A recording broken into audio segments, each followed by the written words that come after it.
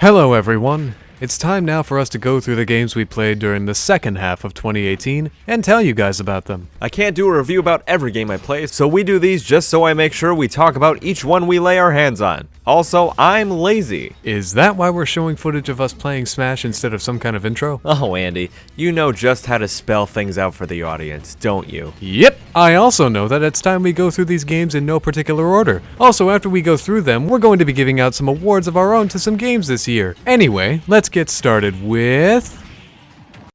Starting off strong is the love letter written to all Mario Party fans that missed the real style of Mario Party before ND Cube decided to f*** everything up. Yep, there's no ally collection, no free roam boards that require specific amounts of space to land on the star space, and the boards are actually fun. This will be one of the best Mario Party experiences you will get this year. Pummel Party takes what we love most about Mario Party, the boards, the minigames, and the coin collection, and then adds a little nostalgia to it by building each minigame to remind you of another game. The Doom one, the Bomberman one, and the Keep Away one. There's a few original ones in the mix to make this a real must-play for any Mario Party fan. It's havoc. It's hilarious, but best of all, it's still getting content. In fact, Rebuilt Games, the developers of Pummel Party, released an update that included a new board and some new minigames only about a month ago. Hopefully this game comes to the Switch so we can experience its awesomeness on the go. In another attempt to reinvigorate our love not just for the awesome 3DS family of systems, but the greedy garlic-gobbling fiend Wario, Nintendo gives us WarioWare Gold. The first WarioWare game was a home run and just gave us a bunch of little micro games that entertained us to no end. I thought it would be a one-time game, a perfect spin-off from the Land and World games that we're still waiting for a sequel to. But no, they just kept coming, and coming, and coming, and coming, and now we have this. WarioWare focuses on your ability to complete one simple task in less than 5 seconds, then move on to the next task and complete that in 5 seconds. These are micro games, and as the difficulty in the game picks up, you'll see these for less time, which means less time to process which one it is, and less time to complete each single task. You can only fail so many times before you start the string of micro games over again, so memorize what you need to do and do it fast. Now do it faster. Now do it even faster. Unfortunately, the speed at which you need to do these tasks eventually reaches ludicrous levels, leading to frustration, anger, fury, and eventually getting f***ing pissed! Eloquently said. While you place this game in your never play again pile, take some time to appreciate that it is a gathering of some of the best micro games the WarioWare series has created, and a fully voice-acted Wario. I need to make some quick cash. How odd. Anyway, next. Look, Super Monkey Ball finally got a sequel on the Switch! Where in the sphere do you see a monkey? Oh, maybe it's just my imagination. It is, because this is Marble It Up, a game that relies on your abilities to roll down hills, jump gaps, and fly through impossible to time obstacles to get the fastest time. And if you think you got the fastest time, just check the leaderboards to find out that no! You're nowhere close. Marble It Up definitely works better as a Monkey Ball sequel than it does its own series because the physics are almost copy and paste. The sloppy, slip-slidey controls are incredibly similar, and the awful, terrible garbage level design is almost cut and paste. Power-ups do little to improve the experience, and the content updates only add more impossible to navigate levels to the mix. You gotta have picture-perfect timing to be able to get a score that you can be proud of. Also, never look at the leaderboards. They will just depress you. This hardcore one-hit wonderfest advertised as a party game comes to the Switch and other platforms, I assume, and is largely forgettable. The campaign is a mishmash of levels that unlock color palettes after frustrating boss fights, and it only serves to get more complicated with more players in the mix. Yeah, don't bother with this one. It's not meant for more than one person, and even then it requires a skill level meant for more than one player for each level. Next! Didn't we just do this one? No, we did one very similar to this one, but this one has music! Music that makes shapes appear, shapes that want to kill you. Also fake advertises itself, which is real nice. Oh yeah, wasn't this the one with the demo that had breaks during the boss battles that warmed you up to the hard parts of the boss battles instead of just throwing you in and expecting you to be able to do everything in one go? Yeah, the demo also had checkpoints and gave no hint to any insignificant and hard to understand storylines that the real game may make you follow. Doesn't it also depend on your knowledge of at least one or more of these songs so you can prepare for the screen clearing attacks most bosses have? It does! It also has impossible challenges to unlock more songs. Man, why wouldn't they mention any of these things in the trailer? Good question! Fortnite came to the Switch and is available to play online even without a Nintendo Online account, which means everyone can go online and enjoy this largely fad-based game that will only last until the next one overtakes the market. Then maybe this game will finally come out of early access. Only time will tell. Oh, you forgot this released at all? Okay, cool. No use in reminding you then. Moving on. This is a narrative-driven game about depression and friends helping each other out that is severely marred by strange design decisions, lol random humor that takes more away from the game than it adds in, and too many questions about the world that the game has no intention of answering. Beneath the various unnecessary boss fights, uninhabited worlds, and extremely linear gameplay lies an intriguing story about helping your friends out of the pits they fall into and cheering them up. A story like this must have been hard to tell, even weirder when told with cubes with guns on their faces, but it just goes to show, even if you're a cube who can shoot pellets from its face, we are all constantly fighting with our own demons, and we should all look out for each other. Next game. In an attempt to unite the new generation of Pokemon players who are used to wiping away their Mon status effects with combs on their touchscreens and carelessly whipping Pokeballs in the distance while a Weedle taunts them on their phones, with the older generation of players who know which Pokemon need to be traded to be evolved, we have Pokemon Let's Go. Let's Go does away with the random encounters on the field and replaces them with Pokemon that appear and that you can see and catch. Not only that, you don't have to beat them into submission or waste your sleep powder, you can simply chuck Pokeballs at them until they decide to sit still. We heavily suggest you play this game in handheld mode because in docked mode you are forced to use one single Joy-Con. This awful motion-based gimmick is so you can feel like you're actually throwing a Pokeball at the Pokemon on screen. This is kind of cool even if it doesn't work half the time, and for some reason you can't turn your head to center the Pokemon on the screen, which is a thing you can do in handheld mode. It's such an odd design decision. In handheld mode you can use the gyro controls of the Switch to follow Pokemon, but in docked mode you simply are a slave to wherever the screen lets you decide to look at the Pokemon from and waste Pokeballs on. Also, with encounters being made way easier and way better, you can level up your Pokemon much faster, which led me to be about 10 levels above any battles I needed to face. You play through this game using only one hand. It was never intended to be challenging. Overall, this game is fine. I wish they had done away with stone required and trade required evolutions, but that's what the Pokemon Go connection is for. Just transfer in the Pokemon you need. Makes completing the Pokédex much easier and means you can actually complete it, unlike other games if you don't know which ones needed stones or trades. Those are probably why I haven't played since X and Y. Also, Meltan is adorable. I just wish you could evolve him in Let's Go, but alas, you cannot. 400 Meltan candies, here I come.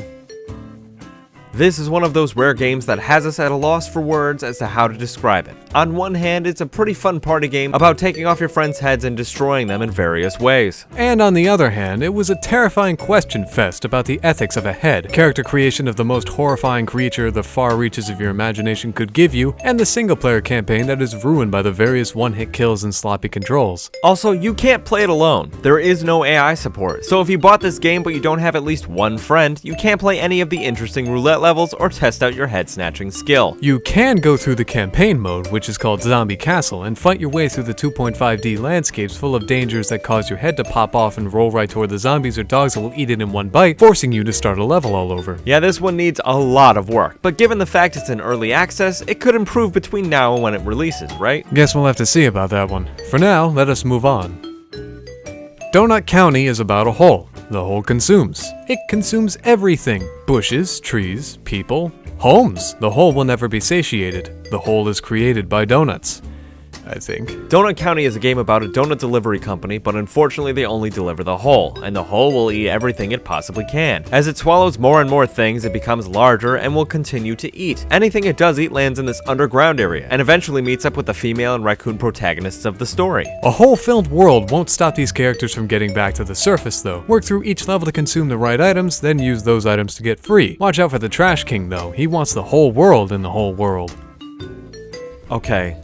Come on, guys. There are other games to make besides the stub your toe once, start over with nothing games. Any of the 50 variations of this idea released this year could have worked so much better as just regular dungeon crawlers. Imagine going through Wizard of Legends, Spartan Fist, Rogues Like Us, or Dead Cells and not having to worry about losing all your money, items, and all of your power-ups just because that one enemy got a cheap shot. Or a train killed you. Or a train killed you. Anyway, Dead Cells can be lumped together with the other 3 games I mentioned, only this one is a side-scroller. Ooh. Or a Metroidvania. Or a roguelike. Or a roguelite. Does it count as a Souls-like because of its difficulty? Wow, I hate those words. Dead Cells is a side-scrolling adventure game with dungeon-crawling aspects, bosses that will wallop you without any effort, and when you die, you lose everything. And it still sucks now as much as it did in any game. Hopefully next year we'll get full-fledged dungeon-crawling games instead of these almost crawlers. Please, someone take inspiration from Gauntlet or Diablo. Just make a fun dungeon crawler.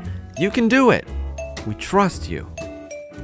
Before James gets his rant in, I just want to mention that this added co-op.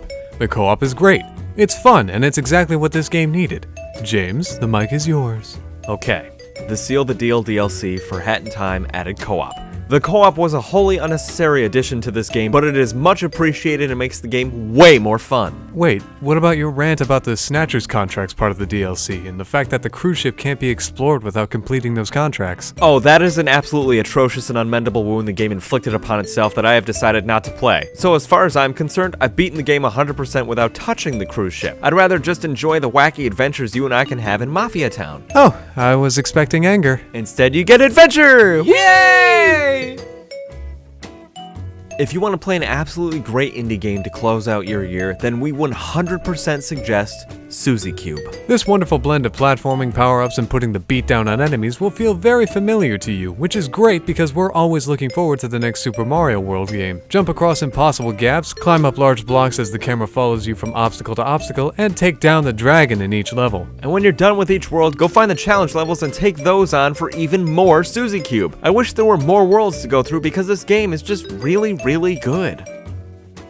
James was too angry at this game to give a coherent review that wasn't a swear every 3 words, so I will review this one instead. Bomb Chicken is an enticing and fun platformer about a chicken that lays bombs instead of eggs that you use to blow up obstacles, stack atop each other to reach ledges, and fight enemies with. The whole game has a grand total of around 30 levels and 2 bosses with a story that never really explains itself and is guesswork most of the time. However, it's a one-hit wonder game, so you must get through each group of levels and each boss without taking a hit or risk starting all over again.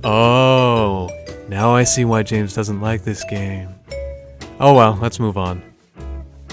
Oh, here we go. Another largely unplayable Smash clone that attempts to shake up the formula by making your character bounce each time they land on the ground, making most stages unplayable due to gaps and ledges that you will fall into because you only get 1 extra jump. While this game has an extensive library of indie classic characters such as Shovel Knight, Freedom Planet Girl, Dinosaur Spider. Who the heck are all these guys? But Annie, you don't recognize Fish Body Man Arms and Thumbs Up Guy? And who could possibly forget Whale? You know Whale? It's Whale! We legitimately have no idea who most of these characters are or what they're from because we have not played or heard of their games. Indie Pogo is a Smash clone that brings together indie characters from all over the Indieverse to bounce it out on 3 stages with no items, no announcer, and an awful single-player experience that had to be reworked due to difficulty. Get this one on sale and play it with some friends because you'll have more fun dying in gaps and laughing at others who do it than you will trying to master the techniques this tutorial never mentions. Alright, let's bounce on over to the next game.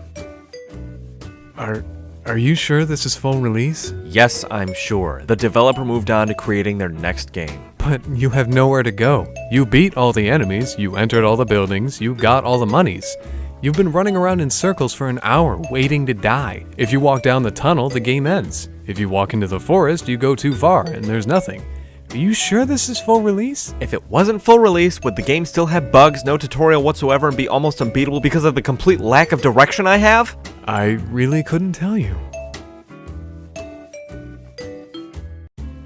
NDQ, I think it's time we have a chat. We're going to give you a few pointers about the next Mario Party game because you seem to be headed in the right direction. We just want to make sure you stay in that direction. Okay, first point. Get rid of Ally Collection. Nix it completely. Remove that stuff. We get it's a way to see more characters in the game and all that, but no, it hands unfair advantages to players and computers. It's not fun to have 3 allies, but the bonus star is given to the computer who has the secret ally? I lost because I didn't collect Luigi? Really? Ugh. Point 2. Get rid of free roam boards. Absolutely delete that from existence. We do not like having to get a specific number of moves to get to the star space. The computer will steal your star from you 9 times out of 10 because of all the RNG factors you have to depend on. Not cool. Point 3. No more motion control minigames. No more of them. Side point, where are the minigame groups when starting party mode like we had in Mario Party 6? Remember no mic and easy groupings? They removed the awful mic minigames and negated the need to get up from your big comfy chair to try to march in tune with the computers while you helplessly flail the Joy-Con, wondering what you're doing wrong. Point 4. Remove minigame challenge. Take it out. It's awful. Going through a much worse version of every minigame while you hope your computer partner will outsmart the other 2 you're against is the worst. Also, never have a computer while playing the string 2v2 minigame. You will lose every time. Every single time. Final point, more boards. At that end, different boards. Why did you just repurpose the party boards for the free roam boards? Why didn't you just make more boards? Why are there only 4? That's lame and they're very repetitive. More boards, please. This will conclude our TED Talk on Super Mario Party. Next game. I Andy, I'm stopping you right there. I have to take this one. Ys 8 Lacrimosa of Dana is one of the single best video game experiences I've ever had in my 25 years of life on this earth. The story is absolutely fantastic. The combat is fun and intuitive. The world these characters live in is so colorful and it feels like our own, only with swords and magic and stuff. There are very few gripes I had with this game, such as Hummel, because Hummel, and the use of the word psyche and the story surrounding the life tree. Besides those, I encourage everyone with a Nintendo Switch to get this game and play it. It is one of the best gaming experiences you can have. Not just JRPG, not just action adventure, but one of the best gaming experiences. You will not be disappointed. and the soundtrack is pretty good. Thank you, Andy. Had to get a word in somewhere. Captain Toad Treasure Tracker on the Nintendo Switch is a vastly improved version of the Wii U game due to having more diorama-type levels to explore, more things to collect, the 8-bit Captain Toad you can find in each level, and the cooperative play that allows player 2 to freeze and defeat enemies. Wow, that almost makes me want to play, and I skipped the Wii U version. Well, here, I have an extra Joy-Con and I could use a hand. Awesome! Let's track this treasure! Yay!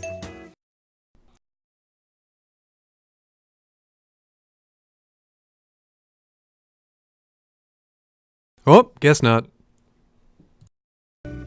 Starlink Battle for Atlas is a strange beast. On one hand, it wants to be this open galaxy space exploration game with 8 planets and about a handful of things you can do on each planet. On the other hand, it wants to be this story-driven space epic that lands you in the middle of a crisis and sticks you in the middle of a tug-of-war between good and evil. And in the middle, you have hours upon hours of grinding, way too much money to know what to do with, and a final boss that's about as hard as navigating your house while wearing those upside-down glasses. Yeah, even the Star Fox bits feel like they were stuck on at the end of the game. There are maybe 4 missions involving their whole plotline with Wolf, and you have to move through the Starlink main story to unlock those, which means you have to interact with those awful characters like Levy, stiff boards like Mason, and other characters that you just grow to not care about. It's hard for us to show any emotion toward the story when it falls into the same plot holes as Breath of the Wild did. It wants to be this epic adventure with a story, and you gotta do all these things, but first, why don't you go collect 40 flowers? Tell us about each plant in the area and cut down an entire forest so you can make a bed for someone's sick kid. Then, oh look, something shiny, and oh look, a cave! It's the same holes each open world game falls into. Oh, also, this game is an absolute money pit. You will spend more than $100 on this game if you want weapons for each enemy weakness, or if you want to play co-op. In reality, it's not even worth watching a playthrough on YouTube. This is a space game that really didn't blast off. If you're interested in this game, you can get it on the Switch for $30 at the time of writing this. On release day, it was $75. I want a f***ing refund. Ultimate is a game of such magnitude that we will not be discussing it in our usual around-a-minute way of doing so here. Instead, it will have its own dedicated video coming soon. Look forward to that, and please, enjoy a little award show. Now that we've gone through each game we got to play during the second half of 2018, let's go through all the games we played in 2018 and give out some awards. Andy, please tell the audience what the awards are. We have Best Game of the Year, it's Game of the Year, and Worst Game of the Year. James and I will be handing out our own versions of each of these awards. But that's not all. We have awards he and I agree on. Weird, right? Those awards are Best Game Mechanic, Worst Game Mechanic, Most Sequel-Bound Game, and Friendliest Game. But what games are those? Let's read them off. Season's Beatings, Kirby Star Allies, Nightclub, Spartan Fist, Wizard of Legend, Hyrule Warriors Definitive Edition, Little Witch Academia, Chamber of Time, Rogues Like Us, Laser League, Lightfall, Super Benbo Quest Turbo Deluxe, Nintendo Labo, Bloodstained Curse of the Moon, Shantae Half Genie Hero Ultimate Day 1 Edition, Head Snatchers, A Hat in Time Seal the Deal, Beat the Art Breaker, Bomb Chicken, Captain Toad Treasure Tracker on the Switch, Dead Cells, Donut County, Flat Heroes, Fortnite on Switch, Hyper Light Drifter on Switch, Indie Pogo, Icons Combat Arena, Just Shapes and Beats, Marble It Up, Pokemon Let's Go Eevee version, Pokemon Quest, Pummel Party, Starlink Battle for Atlas, Super Mario Party, Super Smash Bros. Ultimate, Suzy Cube, WarioWare Gold, Ys 8 Lacrimosa of Dana, and Zarvo. Starting from the bottom, James and I will award our Worst Game of the Year awards. This is a game that misused its resources and was designed so badly it deserved no further thought from us. In some cases, we may have deleted it from our data reserves or demanded a refund. My Worst Game of the Year award goes to Just Shapes and Beats. The demo of the game, which we have been playing at each PAX up to its release, presented us with some enjoyable music that others would gather around to listen to. Then, there was one which everybody knew. Heads turned, ears perked up, enforcers gathered. The Mortal Kombat theme. At that point, I was thinking, wow, in a game of wubs, dubs, lubs, and electronica, a licensed track everybody knows. I can't wait to play more of those. Unfortunately, the game gives us none of that. Instead, you have a hard-to-follow storyline with subpar music that's all wubs and dubs, all culminating in a visually appealing yet boring and uninclusive gaming experience that's not good for parties, cooperative play, or even single player. It could have been so much better. Oh well. The Worst Game of the Year award is a special one. It recognizes a specific amount of bad something is, that it could be, or that it was. With this in mind, my Worst Game of the Year award goes to Icon's Combat Arena. We got to play this game for a grand total of about 45 minutes before it was cancelled weeks later. Afterward, we decided not to pay any more attention to platform fighters that look remotely like Smash because they always end up as bad as Brawlout. But this one is being recognized for more than its awful menu design, unfairly advantaged characters, free to start, fee to pay gameplay, and the shitty loot box system. Icons gets special recognition for ripping off its followers as well. You see, before the game even came out, the developers offered a character pack, akin to the DLC pass Smash Ultimate offers, but just after the first character was revealed for Icons, the game was cancelled. With the developers being silent and giving no news since early October, many are wondering, where the hell is my refund? Because they bought a character pack for a game that never delivered. It takes a special kind of bad to be worse than Brawlout, and somehow, I think we found something worse. Hopefully this is as bad as it gets, but we'll see what 2019 holds. Next, we have our ist game of the year. This award goes to the game that was just entertaining enough to beat, but will leave no real impact, had no real winning points, but didn't have any real low points either. It was an okay game. It was fine. My version of this award goes to Donut County. It was a very okay game. It's charming in some ways, but it doesn't feel like I completed anything. I never feel like I'm making any progress. Why do donuts create holes? Why does a raccoon speak English? Why does another raccoon run the mafia? What was this game? I'll tell you what it was. Fine. Just fine. Get it on sale and enjoy the encyclopedia, how colorful everything is, and fighting the one single boss the game has. My version of ist game of the year goes to Starlink Battle for Atlas. This 8-world space exploration game had largely forgettable and unlikable characters and a story that didn't bind them together in any meaningful way. But the combat and the ability to switch weapons on the fly was a cool mechanic. The story may drag you to 8 largely empty, uninhabited planets to meet stiff boards with mouths who call themselves characters who will ask you to build the 19th observatory on a planet that could really use a refinery, but no challenge in this game is too hard. Just spend the time on the first planet doing a lot of the quests the refineries and observatories will have you do, and you'll level up fast. After that, challenges become more like chores, and the final boss will pose no real threat to you. So enjoy it, Starlink. Before we reveal our best games of the year, let's give away some of our fun awards. First up, we have the best game mechanic. This goes to a piece of a game that we really enjoyed, that we really hope returns in future installments or becomes a mechanic other games add so we can enjoy it elsewhere too. That award goes to any game with Nintendo Labo integration. Nintendo Labo is one of the coolest things to come out of 2018, and the games that come with each Labo pack are hilarious and fun. While you have to be careful to remember it's all cardboard, it's still outrageously fun and harkens back to a time of building paper armor for your stuffed animals or castles out of cardboard boxes. Not only that, Labo integration was included in Mario Kart 8 Deluxe using the vehicle pack. That is absolutely awesome. You can use it to actually feel like you're driving a car or a bike in Mario Kart, akin to using the Wii's motion controls in Mario Kart Wii. Our next award goes to the most sequel-bound game. This award is given to the game that most deserves a sequel, and you know which one we're gonna pick. Captain Toad Treasure Tracker. While this may be a port of the Wii U game, it is still just as fun and even adds some Super Mario Odyssey themed levels and cooperative play. The Switch is a great home for this adorable puzzle game and allows you to take it on the go. We hope it gets a sequel because we would love to traverse more puzzle worlds with our favorite treasure tracking Toad. The next award we're giving out is the Friendliest Game Award. This one is awarded to the game that invites the most friendliness, even in competition, between friends in a cooperative manner. This award goes to A Hat in Time, specifically after they added cooperative play. Pre-Seal the Deal DLC, A Hat in Time was vibrant, hilarious, and adorable 3D platformer that really needed to be experienced with a friend at your side. And now you can! The two-player experience is just as fun in split screen as it was alone, and I absolutely recommend trying the whole game again, but this time, bring a friend along for the ride. Our next award goes to the worst game mechanic.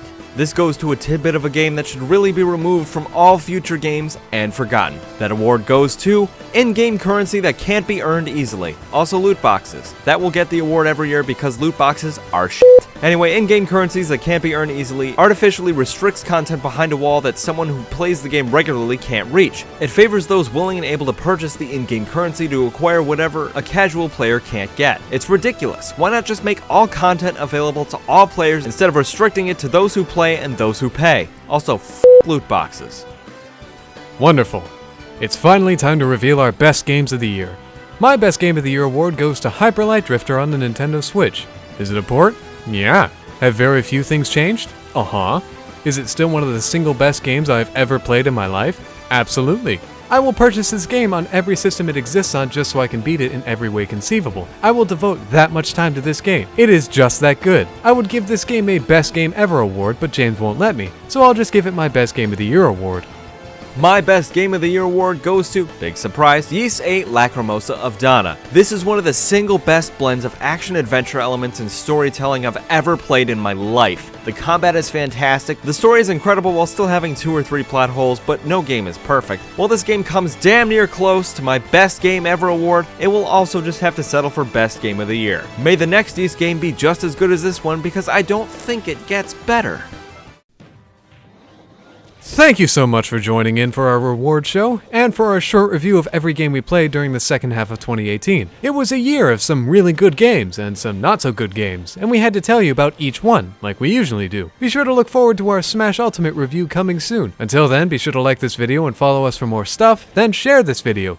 We really appreciate it. See you guys in 2019. Woo!